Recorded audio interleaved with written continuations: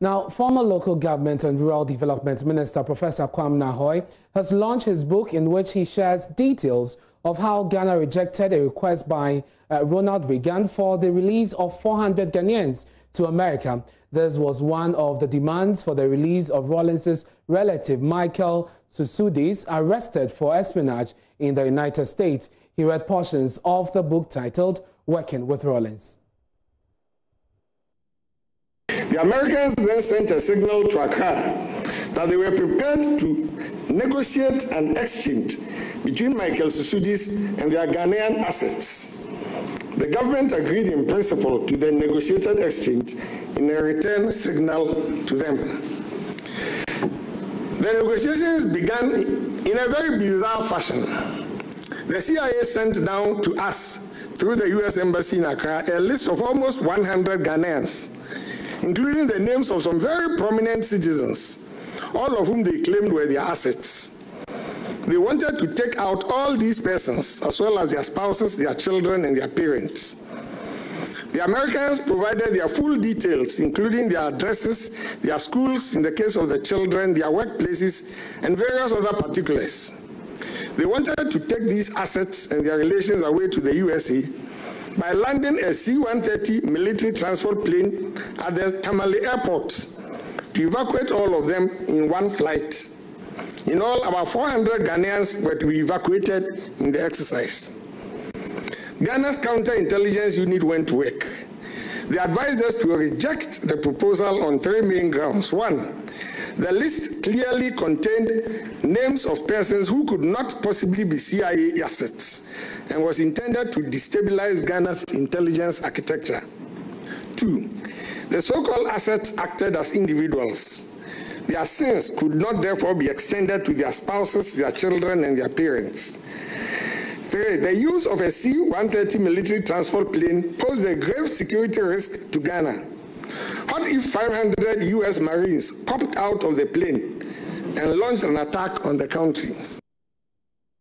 Professor Ahwoi also shared how Rawlings managed to convince him to serve in his second term despite early announcing his retirement. This happened during a special event to honor him. By the end of President Rawlings' first term of office on 6 January 1997, I had decided to leave frontline politics and not to continue in office as minister in his second term as president. I had communicated my decision to both President Rawlings and Captain Kojo Chikata, and neither of them had objected to my decision. Not too long after Rawlings' inauguration as the president of the second government of the Fourth Republic on 7th January 1997, but before he began the nomination of his ministers, I received a telephone call from Captain Chikata. He asked me to submit my curriculum, my CV, to the State Protocol Division because President Rawlings had decided to bestow a state honor on me.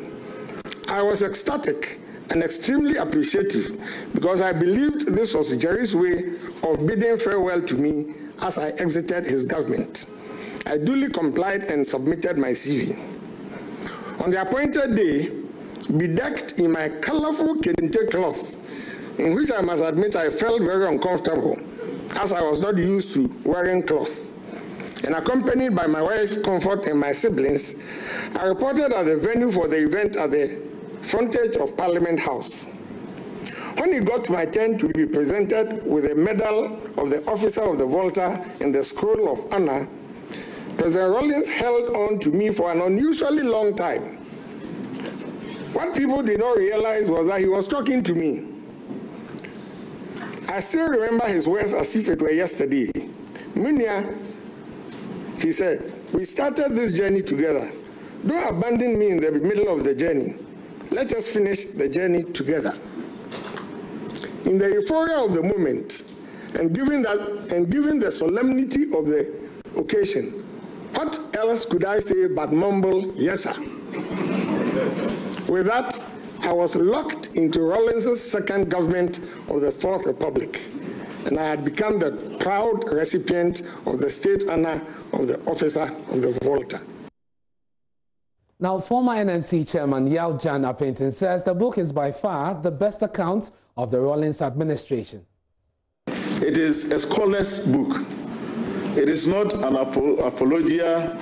It is not something, a mea culpa. It is not something somebody is writing to exonerate themselves in office. It is a genuine effort to recall and recount, and this is important.